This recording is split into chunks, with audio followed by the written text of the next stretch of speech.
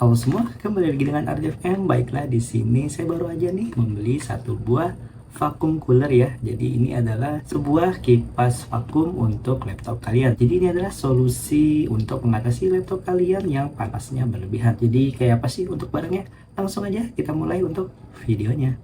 Oke guys, dan untuk barangnya ini seperti ini ya. Jadi di sini kita langsung unboxing aja nih untuk produknya. Dia namanya tuh Aistro 3. Nah, di sini bahasanya full Mandarin. Kalau nggak salah ini mereknya dari Taver punya ya. Tapi di sini nggak ada keterangannya, cuman dari mycoolcock.com. Oh, ini mereknya. Oke, kirain dari Taver. Mungkin ada juga yang versi Tavernya ya. Oke, langsung aja kita buka.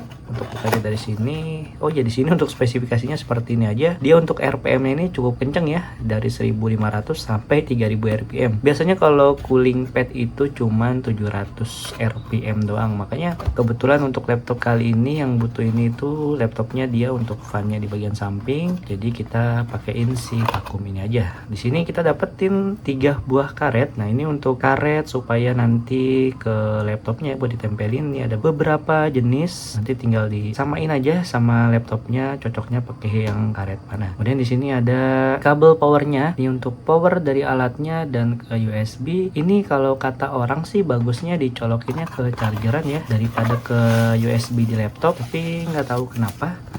Tapi bisa juga kalau kalian mau pakein ke USB di laptop sih tetap bisa. Nah, kemudian di sini ada, oh ini untuk kaki bawahannya dan ada busanya mungkin supaya nggak gerak-gerak.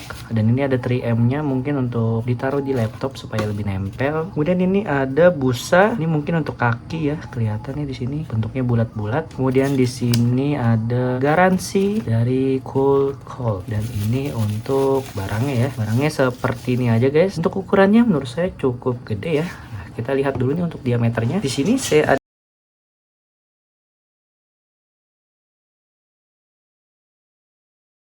dia di 7 cm dan panjang ininya dia ada di 12 cm ya, dan untuk ketinggiannya itu ada di 4 cm. Jadi untuk alatnya ternyata cukup besar ya, karena di sini di dalamnya ada si kipasnya dengan kecepatan hingga 3000 rpm. Kemudian di sini kita tinggal pasang aja nih, ada lubangnya. Sini kita contohin dulu.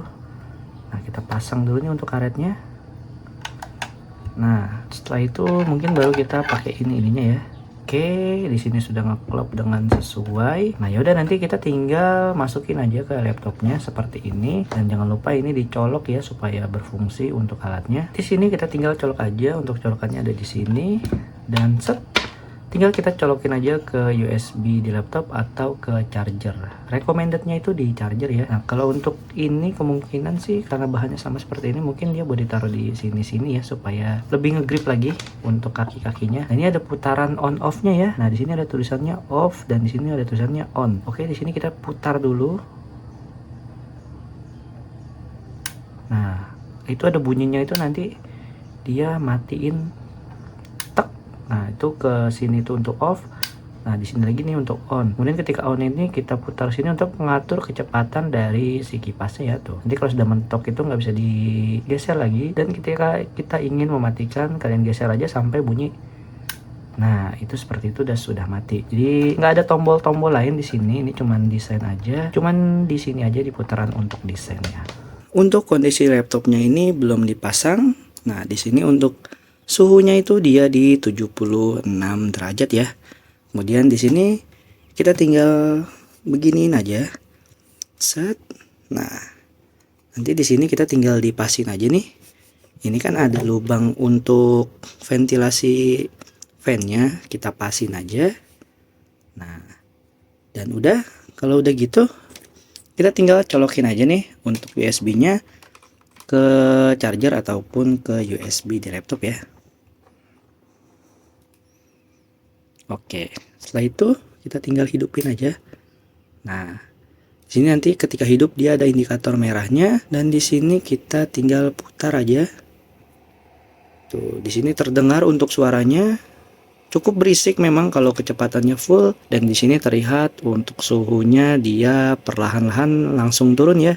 Dari 76 sekarang sudah di 75, sudah di 74. dan masih akan terus. Di sini terlihat ya guys, setelah sekitar 5 menit saya diemin, sekarang suhunya itu di 66 sampai 67 derajat. Dengan kondisi ini dia full ya untuk maksimum kecepatan dari si vakumnya ini, dan terlihat untuk suhunya berarti dari awal tadi sudah turun 10 derajat. Ini cukup besar ya menurut saya, karena di sini itu mode lagi kita benchmark alias lagi full load untuk laptopnya, dan setelah menggunakan si vakum ini kita bisa redam suhunya sampai 10 derajat, dan sekarang suhunya itu di 66 derajat yang menurut saya ini untuk full load ini sudah termasuk normal ya. Dia tidak terlalu panas dan tidak terlalu dingin juga, karena ini untuk ukuran laptop lama ya kan, ini menggunakan AMD FX atau Vixera yang biasanya untuk AMD tipe ini masih sangat tinggi untuk suhunya, dan sekarang sudah bisa kita redam sampai 10 derajat nih. Dan sebelumnya laptop ini sempat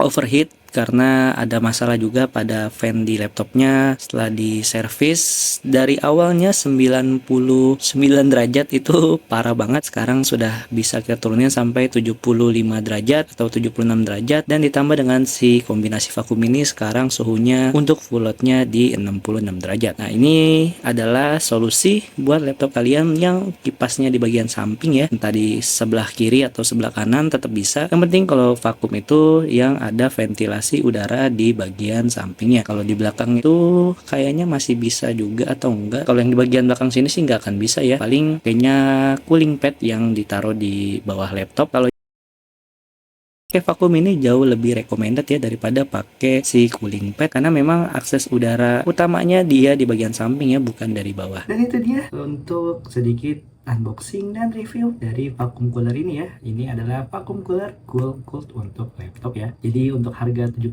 menurut saya ini worth it banget, karena pertama bisa membuat laptop kalian performanya lebih terjaga karena suhunya bisa jadi lebih stabil lagi, karena dia sistemnya itu menarik angin dari dalam. Jadi ketika si cooler dari laptopnya bekerja untuk menghantarkan panas supaya si prosesornya dan VGA-nya itu adem. Nah, ini fungsinya nanti untuk hawa panas di dalam laptopnya itu langsung ditarik keluar sama si vakum ini ya.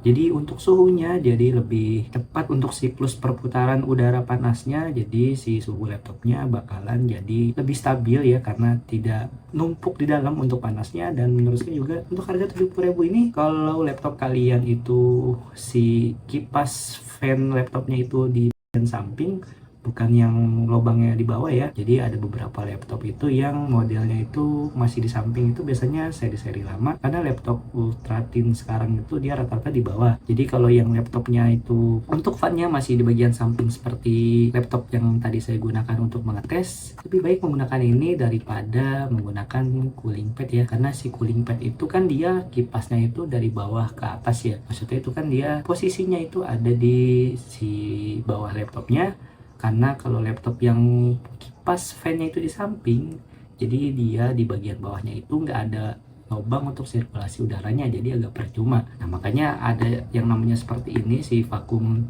laptop ini, supaya untuk laptop yang kipasnya di bagian samping itu juga bisa mendapatkan perlakuan yang sama agar laptop kita bisa lebih dingin. Jadi untuk ini yang versi 70.000 udah lumayan banget, apalagi ada juga itu yang serinya Toughwear CX5 atau CX3 atau apa gitu, dia harganya itu di 200.000, bakalan lebih bagus lagi ya. Ini aja kalau kita pakai dengan rotasi putaran maksimalnya itu bisa meredam dari 7 sampai 10 derajat. Itu menurut saya tinggi banget udah ya. Jadi yang tadinya suhunya 75 derajat bisa teredam sampai 65 derajat, itu menurut saya udah oke banget. Karena untuk full load itu di 65 derajat itu menurut saya sebuah laptop itu udah cukup dingin ya, karena sebelumnya itu laptop sempat overheat, itu bisa tembus sampai 100 derajat.